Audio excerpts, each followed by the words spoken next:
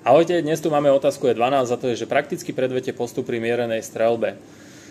Odpoveď na túto otázku je už také zhrnutie toho, čo sme preberali doteraz, takže ako prvé si dávame ochranné okuliare, ako druhé si dávame ochranné slúchadlá.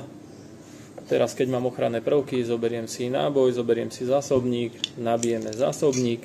Teraz vyberiem zbraň buď z prepravného kufríka alebo z púzdra a stále sa k nej správam tak, ako keby bola nabitá. To znamená, že prst bude mimo spúšť a zbraň bude namierená stále do bezpečného priestoru. Takže uchopíme zbraň, vložím zásobník. Teraz zbraň nabijeme, zbraň mám nabitú. Ako náhle mám tieto úkony urobené, zaujmem strelecký postoj a zrovnám si mieridla na cieľ. Keď to máme hotové, jemne položím prst na spúšť a jemným ťahom ťahám, až zbraň vystrelí.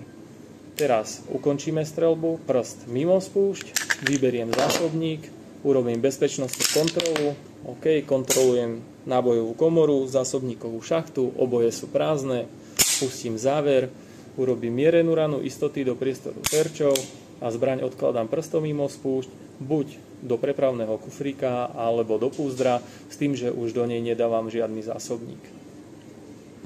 To je celé.